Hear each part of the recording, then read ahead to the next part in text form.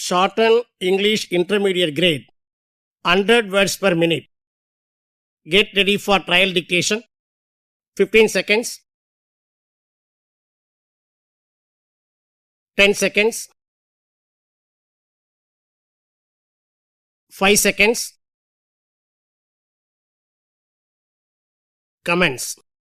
Sir, the general satisfaction on the budget is due to the fact that the finance minister gave an indication to the public and the country at large that there is going to be no further increase in the taxation. I am not surprised that there is no further taxation. The finance minister mentioned last year that the general level of taxation in this country was very much lower than in other countries. He also gave examples of the level of taxation in different countries. I know that the budget proposals have not made any provision for increase in taxes. In other countries, the general level of taxation is said to be higher than ours. For example, there is England. But let us not forget at the same time that the per capita national income is very much higher there. I am only trying to show that the general burden of taxation in India is not low. It is quite high if you take into consideration the fact that India is one of those countries in which the per capita income is the lowest. Therefore, in my opinion, the finance minister has realized that unless the per capita national income is increased,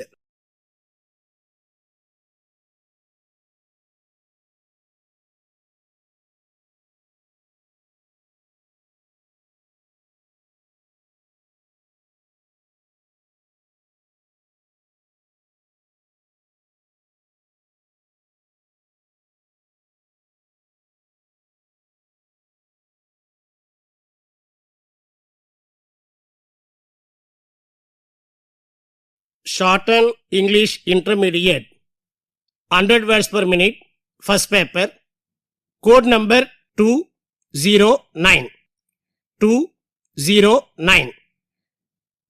Candidate should transcribe into long and verbatim. 10 marks are reserved for shorthand performance. Handwriting during transcription should be legible and sufficient space should be left between lines. Get ready. 15 seconds. 10 seconds. 5 seconds. Comments. Dear Chief Minister and Collectors, I am glad that I have been able to be present on this occasion and meet you all together and associate myself with the proceedings of the conference where all the collectors of the districts of our state have assembled for deliberation and discussion. I take this opportunity of offering a cordial welcome to you all on my behalf and on behalf of our government, and I hope your stay here will be comfortable and your deliberations will give fruitful results. I would like to thank the Chief Minister for his kind invitation to me to be present here this morning to meet you all at this conference and to say a few words at the commencement of the meeting. Of course, I have met most of you in various functions in which I attended and at formal interviews, social gatherings, and in my tours outside the city.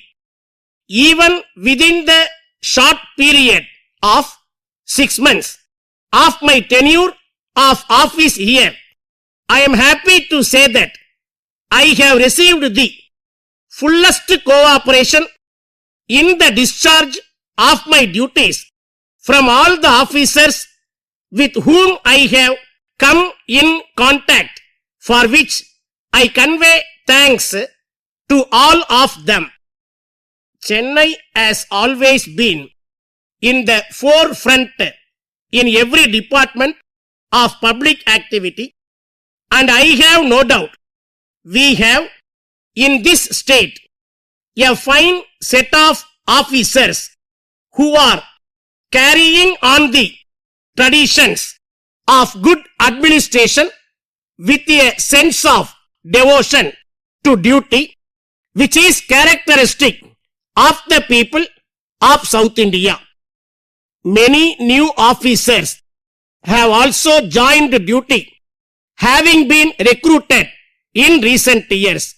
All of you, whether young or old, have to shoulder certain responsibilities, big or small, according to the position you occupy in the ranking of officers in the big task of carrying on our continued fight against poverty and of reconstructing our country with a view to assist in a welfare state.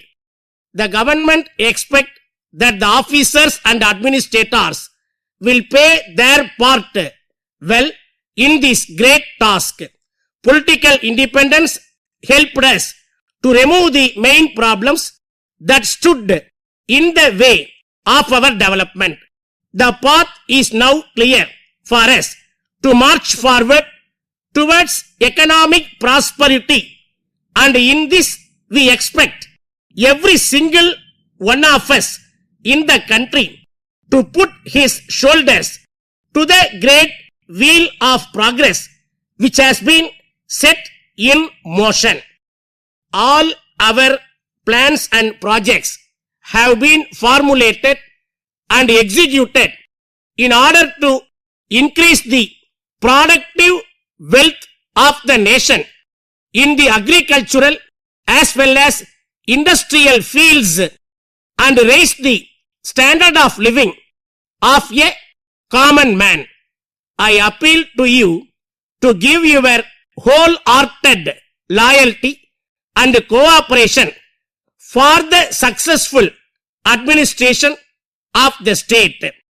I do not wish to take up more of your time. You have a long agenda which may keep you engaged for 2 or perhaps even 3 days. Once again, I thank the Honorable Chief Minister, and with great pleasure, I now inaugurate this conference. Dear Sir, in reply to your earlier letter of the 6th August urging delivery of the driving machinery for this vessel, we greatly regret to inform you that owing to the recent labor trouble, which, as you are aware, extended over 6 weeks, there has been delay in our work. We much deplore our inability to deliver the machinery by the specified date because of circumstances over which we have no control and which have led to such inconvenience to your firm. However, as the engineers have resumed work and their performance is more satisfactory, we are very hopeful that we shall be able to deliver by the end of the present month. All the materials which have been used in the manufacture of this machinery have passed the standard tests and we have received the usual certificates from the authorities concerned. Before we proceed further in the matter, it is necessary for your representative to visit our works to inspect, and after his approval, we will dispatch without any delay. We trust that you will accept our apologies for the long delay, assuring you that we are now in a position to execute promptly any further orders. Yours truly.